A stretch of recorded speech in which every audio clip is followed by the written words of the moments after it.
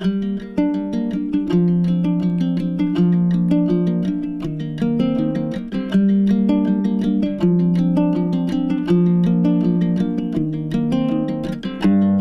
my life, 菊花, you wonder how the words for the flowers were made in Chinese. You think about the first farmer who strode into the fields, furiously in love with the idea of those red blooms, tugging his wife along him.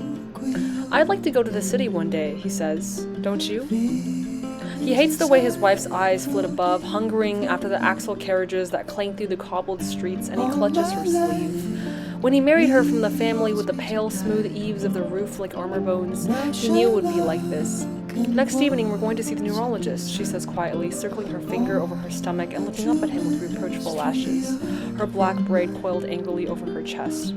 He's never heard of the word neurologist before, barely even spoken English before her, but he can sense what it means.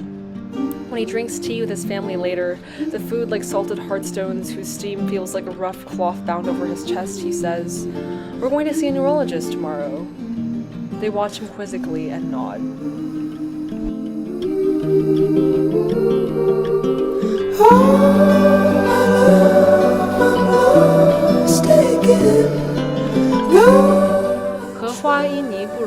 Lilies shedding plumes of mudstone, or lilies already thick with sheaves of brown, refusing to stain what's around it, holding itself to its chest like a duck full of dew.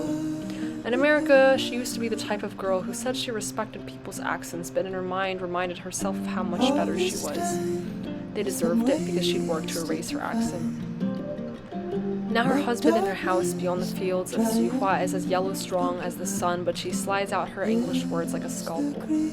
The other women in the little city observe her fast eyes and comment that she is the type of girl who would never settle down. She agrees, she wouldn't, not to drip into the wide-boned bovine shapes in the field.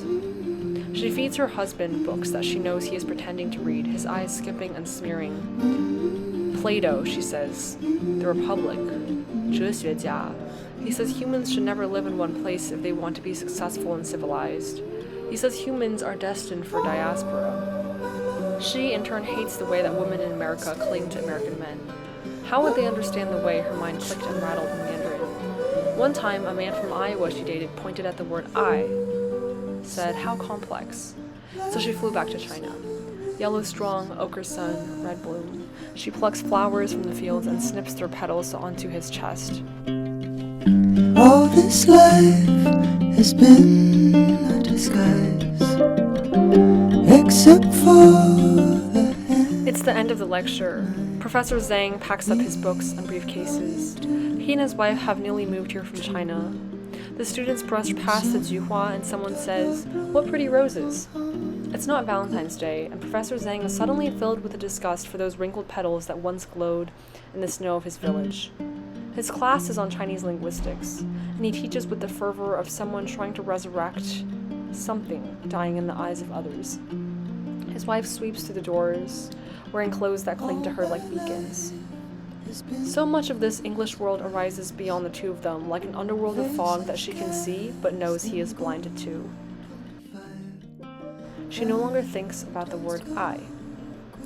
The two of them, at night, discuss linguistics and politics, both of them marooned from their home village on a drifted snowbank of language.